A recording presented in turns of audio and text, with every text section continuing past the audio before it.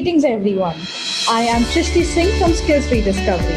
Today we have with us Mr. Bikram Pal Singh, Deputy Dean in Global Group of Institutions, Amritsar. Welcome sir. Please tell us a little about yourself. Yes, Srishti, it's my pleasure to talk to you.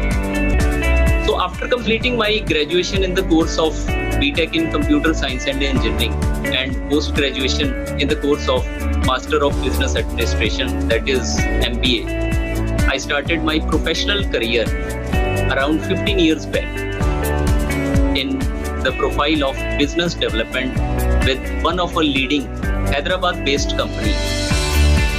It was a worth and quite valuable to work with that company and to know the intricacies of the business development profile. After a few years, it was a sudden, or you can say the turning point in terms of my professional career, but I accepted that particular turning point. So I started with the teaching profile. I taught emerging technologies and current IT trends, total quality management, human resource management, computer networks, numerical methods, etc. Because the motive behind joining the teaching profession is my passion in terms of the teaching. I was quite passionate about the teaching profession since from the beginning of my career. But at the same time, I put myself in the profile of training and placements at that time because I just want to remain in touch with the corporate world.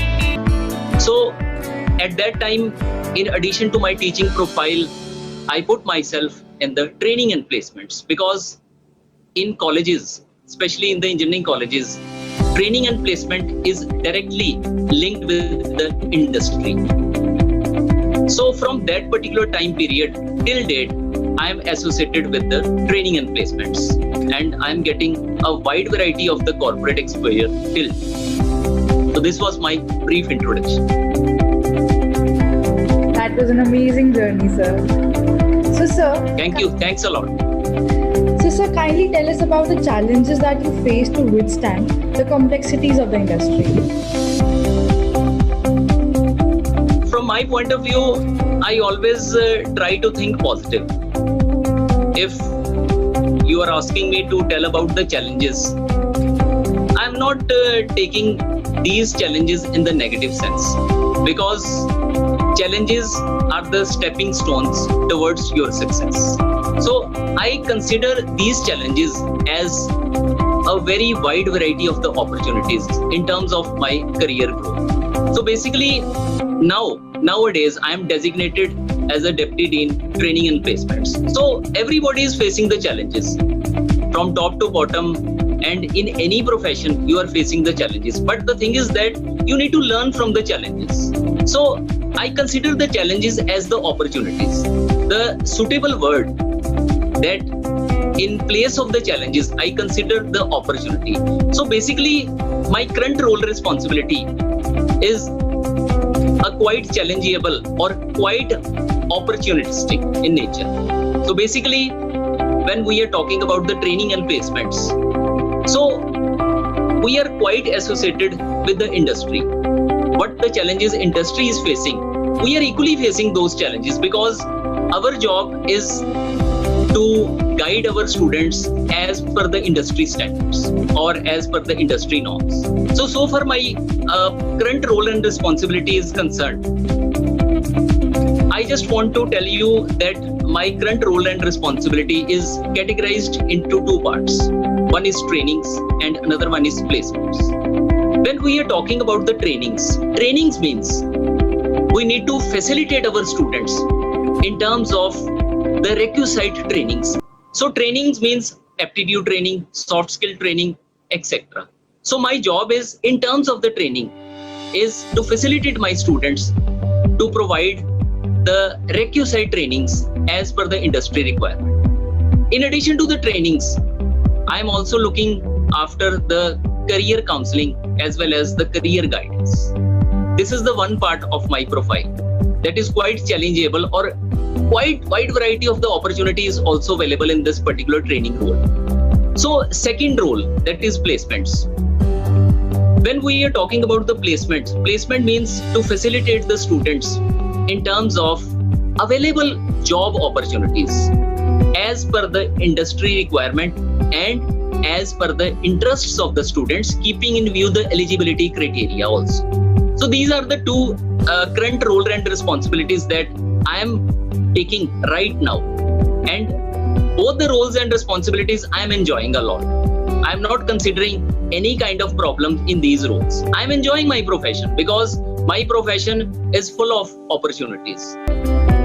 Sir, considering challenges as opportunities is such a good perspective to look at the challenges and take control. That is, yes, that is required at this particular moment of time. What are the challenges? Challenges are the opportunities. If you consider those challenges as an opportunities, you can get out wide variety of the positive things from that particular challenges. It all depends upon our mindset, whether we consider those challenges as problems, whether we consider those challenges as an opportunity. So this is the time to consider the challenges as the opportunities. That is the need of the hour. Very well said, sir. So, sir, tell us more about your institute and what it offers for the students. Currently, I am associated with one of our leading and premier group of institutes named as Global Group of Institutes, located at a holy city, Amritsar. This institute was established in the year 2008. Currently, it offers wide variety of the professional courses. For example, BTech in computer science, IT, mechanical, civil, electronics, B Pharmacy, Master of Business Administration, that is MBA in finance, marketing and HR, hotel management, travel and tourism management, diploma in computer science, electrical, electronics, mechanical and civil. Sir, brief us about the current scenario of the industry your university or the department is involved in. Yes. From my point of view, the current employment scenario is very healthy. There might be few challenges in this current scenario of the employment. But at the same time, there are good number of employment opportunities available in multiple sectors. The main thing is to explore the opportunities. Even I guide my students to explore the opportunities at their own level, because opportunities they are available. Whether the recession will be there, whether the recession is not, but opportunities they are always remain. For a particular skilled individual, there are always opportunities, and it depends upon us. The need is to explore the opportunities. Current employability scenario, it demands dedication, commitment, focused career objective from the job seekers at all levels. So this is the main requirement that this current scenario of employment demands from the job seekers. In the current employability scenario, you can say career prospects they are increasing day by day. So we can say wide variety of the new setups, new industries they are growing, small industries they are growing. In the last 10 to 15 years, big industries they are still there, but small industries, medium scale industries we can say, they are growing at a very rapid rate. Opportunities they are increasing day by day because industry is increasing day by day. Whether you are talking about the medium scale industry or you can say the small scale industry. So opportunities they are available. There are wide variety of the lucrative employment opportunities available across the globe. So the main thing is to explore these opportunities. This is the need of the hour.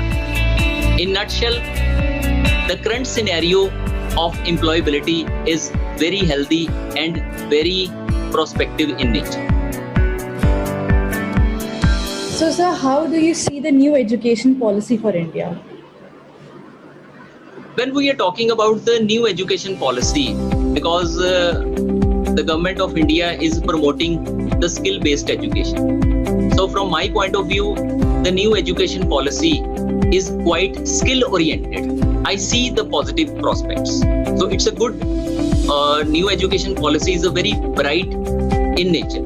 Our government is focusing more on the skill-driven society in addition to the education, because from the past 10 to 15 years, we need to transform the ongoing means of the education. So new education policy is having a bright future. That's true, sir. So, sir, according to you, what suggestion would you want to give to the new students with respect to the 21st century employability challenge? There are few suggestions because the suggestions, I can say these are the quite basic suggestions. These are not the technical suggestions, and these are the suggestions that are quite common for each and every student, whether the student is from the technical background or the student is from the non-technical background. These are the common suggestions and very simple suggestions. The first suggestion is be positive, be ambitious, and be hopeful all the time. This is the suggestion number one, because there is no need to demoralize yourself. Always be hopeful. No need to worry about the failures. Always be hopeful and be positive and be constructive in nature also. Then I just want to suggest the students that you need to have full faith in your core competencies and capabilities, because your core competencies, these are the main primary tool, you can say. It's a best tool, or you can say it's a best parameter even to evaluate your performance.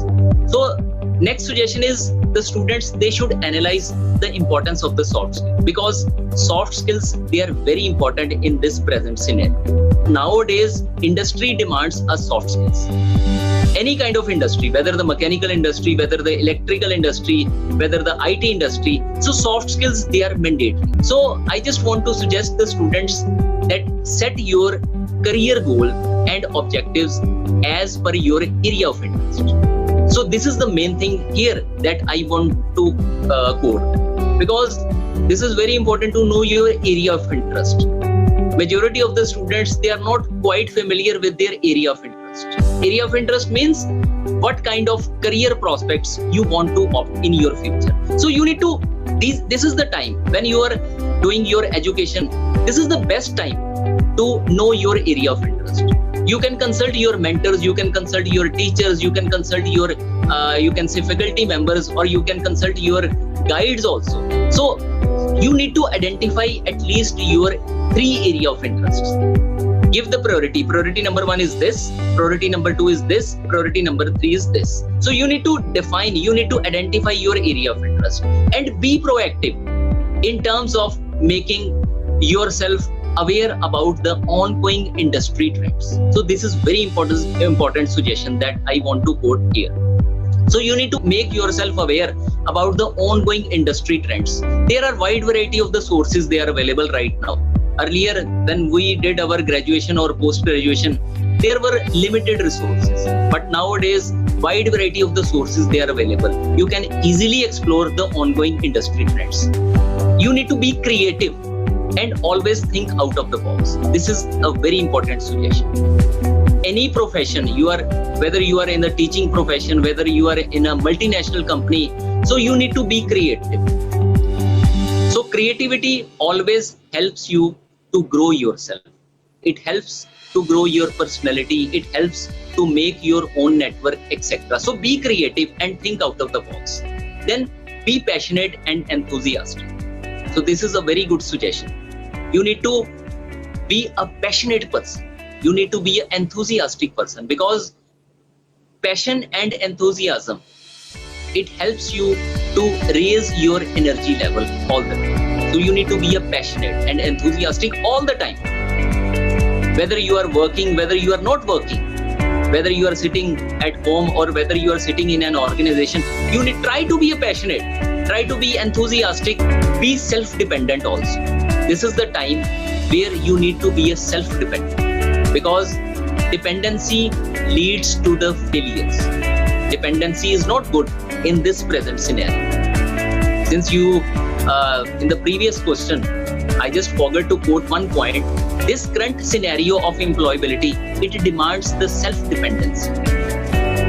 So be confident, be self-dependent, and do the things. No need to consider that the person, if he or she suggests me, only then I will do. No, be self-dependent. Do as per your choice. Go ahead. At least take risks also. So you need to take the risks also.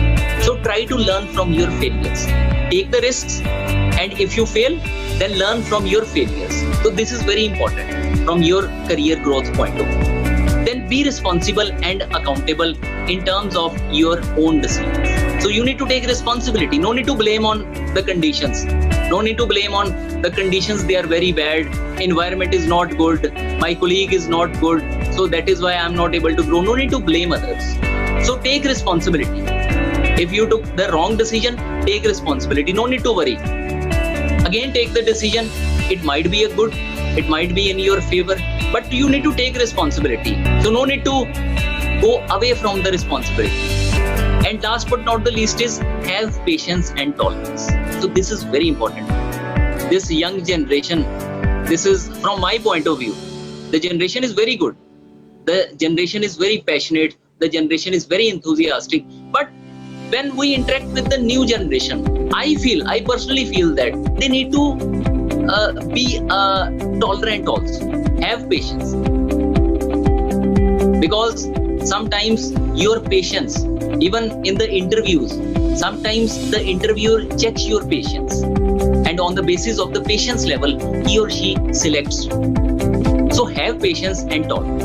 So these are the few suggestions, very common suggestions and very basic suggestions from my point of view. Despite being very common and basic suggestions, these are the few things that some people might tend to forget them during their interview. Yes. So basically, some things that you learn from your experiences also. Because it is very easy to put up the suggestions, but when you are facing that particular situation, the testing point is that particular time. So in that particular thing, you need to apply these things. Try to apply at least 2 things. Try to apply at least 3 things, 4 things. It will definitely leads to your success. It will definitely go in your favor. So these are the common suggestions. These are the very basic common suggestions. And these are the suggestions that industry people, they are also telling these suggestions during the pre-placement talks or during the selection process. They are actually amazing suggestions, sir. I hope Thank you. Watching them, they do remember these suggestions during their interview. Yes. So, sir, according to you, what Indian education fraternity should learn from COVID-19? COVID-19, when we are talking about the COVID-19, or you can say the lesson learned from the COVID-19, majority of the lessons, they are the positive lessons, truly speaking. So first lesson that from my point of view that our Indian education fraternity should learn is accept the value of learning anywhere and anytime. So learning will be there anywhere and anytime. Because COVID-19 pandemic, we learn a lot. Even I learned a lot. Everybody is learning a lot. Some new things we have learned, some new strategies we have applied. So you can learn anywhere and anytime. There is no specific time to learn the things. This is the lesson number 1. Every time is a learning. 24 hours is a learning time. You can learn at any time. It's your wish at which time you want to learn. Learning is open 24/7. Then the second lesson is think digitally, because this is very important, because this is the time where we need to align ourselves in terms of the digital media or digital, you can say, the platforms. So you need to think digitally at all. Reorient the curriculum means redesign the curriculum. This is the lesson number 3 that COVID-19 pandemic is telling us or quoting us. So you need to revise, you need to redefine, you need to redesign your curriculum, education curriculum. Then you need to launch some sort of the short-term trainings, short-term practical trainings or live project trainings in addition to the formal education system. Our formal education system is very good and very rich. From the day one, I am respecting my formal education system, but at the same time, there is need to align new things also. Then always keep your continued focus on building multidisciplinary learning platforms. So this is very important thing that you can learn from the COVID-19 pandemic, because even my few friends, they left their jobs, they left their core jobs and they joined new ventures. For example, one of my friend who worked for an IT company from the last 10 to 15 years, now he's a singer. So this is a new multidisciplined approach. He's a singer. He put his albums on the YouTube and he's getting wide variety of the responses. So these are multidisciplined. So you need to define, you need to identify the multidisciplined sectors or multidisciplined specializations. We need to be a multidisciplined personality. Then identify your specialty. Like I just quote the example of one of my friends. So COVID-19, thanks to the COVID-19 for him, that he identified his passion and now he changed his life. He worked for the IT companies. Still he's an IT professional, we can say. He is quite good in terms of developing the IT tools, IT applications, but at the same time he developed a new multidisciplinary sector. Now he's a good singer. In addition to the IT, he's a good singer. Then you need to encourage the online media. You need to encourage the online mode of teaching and learning. So this is the very good lesson that we have learned from this COVID-19 pandemic. Online teaching and learning platform. We need to encourage this online teaching and learning platform. Even if the situation comes normal, I wish that situation will definitely come to the normal in the coming future. But even then, we should encourage the online mode of teaching and learning. So we need to implement, we need to consider this particular mode in our regular feature of the teaching. So these are the few lessons that we can say we have learned from the COVID-19 pandemic. Sir, actually it shows your perspective and your mindset that you are finding certain positive lessons out of such a pandemic. One needs a very hard and strong mindset to do so. We can convert unfavorable conditions or unfavorable circumstances into the favorable circumstances. It all depends upon our minds, because the game is truly of our minds. If you think positive, then automatically you can face the positive circumstances. If you think negative, automatically by default you can face the negative.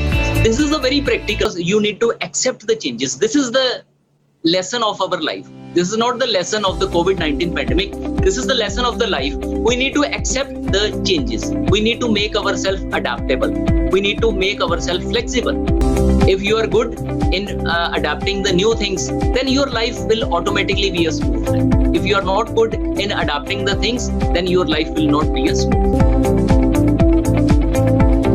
So sir, what according to you, like what role you see for skills-based education in India? When we are talking about the skill-based education, you just go a few decades back when Indian economy opened to the outside world in terms of the liberalization and globalization. Since from that time, it created a great demand for the skill-driven society. It had come to the point that particular skills, they are must for the particular job. So these are the things that our, you can say, the previous decision makers or policy makers, they already recognized that a particular skill is required for a particular job. Every job is aligned with some sort of the skill. Now, in the present scenario, in this particular time, we all have to realize and recognize the importance of skill-based education, because this is the need of the hour. Without skills, your education is not going to serve any career objectives. You need to realize the importance. It's up to you that you realize the importance of skill-based education from the day one of your education, or you need to realize after the completion of your education. It all depends on you, but it's better to realize the importance of the skill-based education from the day one. The need of the hour is to empower our students. This is the responsibility of our teachers, because faculty should make themselves aware about the skill-based education. Only then we can serve the purpose, because this young generation, our students, they are our future. This is the responsibility of all of us to empower students in terms of the skill-based education. You can encourage them. You can motivate them that you need to develop a particular skill in terms of your education. Since this skill-based education is quite relevant and need of the hour, there are a few benefits, especially for the students, especially for the young generation, because we have to realize the importance and then benefits. Only then we can apply this particular funda or this particular formula on ourselves. So the main benefit, the first benefit, major benefit is it not only creates employable person, but at the same time it creates the employability generating person also. If you are having some sort of the skill, you can generate the employability for others also. For example, entrepreneurship. It's a very good sector. Entrepreneurship is what? Entrepreneurship is to create the job opportunities for others. It's a skill. Entrepreneurship is a skill. You can say that it's a skill.